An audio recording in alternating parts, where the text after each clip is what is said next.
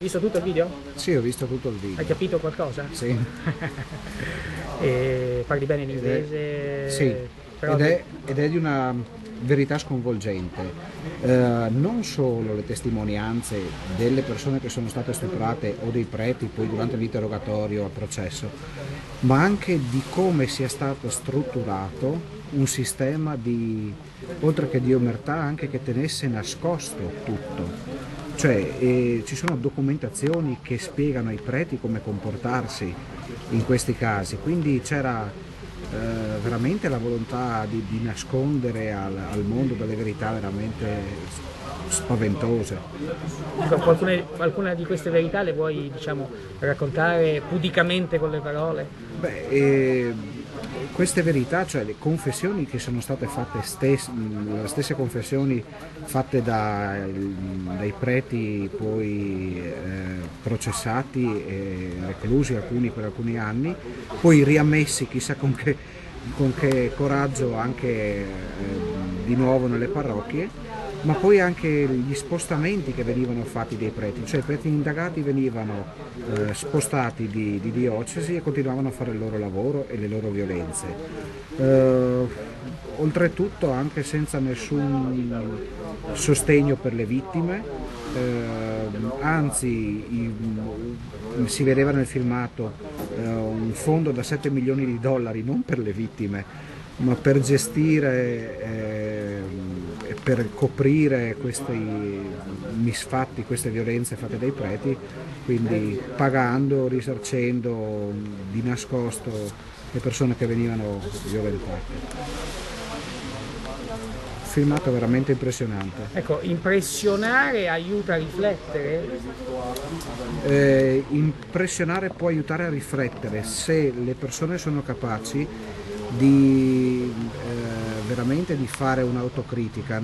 Sconvolgersi così e basta non serve a niente, perché la Chiesa negli ultimi anni sta facendo un lavaggio di cervelli, veramente un brainwashing incredibile su tutti.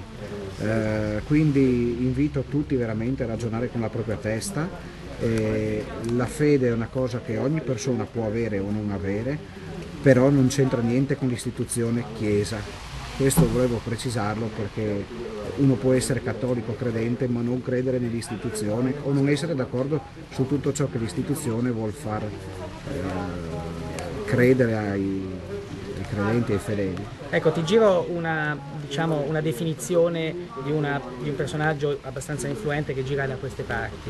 Quella italiana è una teocrazia. Sei d'accordo? Beh, io credo che in Italia la Chiesa sia molto potente ancora, non solo dal punto di vista spirituale, anche dal punto di vista economico, strutturale dell'istituzione stessa. Sembra che ciò che dica la Chiesa debba essere condiviso da tutta la popolazione italiana, mentre questo io non lo credo. Ci sono cose che posso condividere, molte altre meno. Ecco, questo video che circola, che fa 700.000 click, poi scompare, viene ritrasmesso in televisione, ecco, abbiamo un episodio anche di informazione su cui riflettere. La società che vorresti tu è una società in cui tutti dicono tutto su tutto? Io vorrei una società sinceramente che fosse basata sul rispetto e delle persone di tutte le razze, di qualsiasi, senza discriminazioni di sesso, razza, colore di pelle e religione, però che ci fosse un'onestà e un rispetto delle leggi da parte di tutti e una punibilità seria operata dallo Stato su chi commette abusi sessuali, su chi commette qualsiasi tipo di reato, insomma, perseguibile, ma pene severe e serie.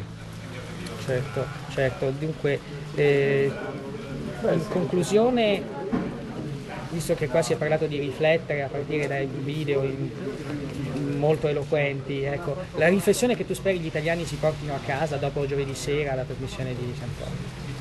Una riflessione che spero che si portino a casa è quella di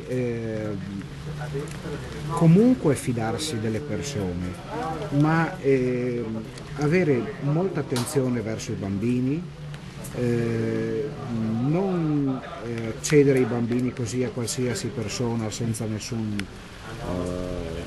occhio di riguardo, nessuna attenzione, e anche sinceramente che anche nella Chiesa, come in tutti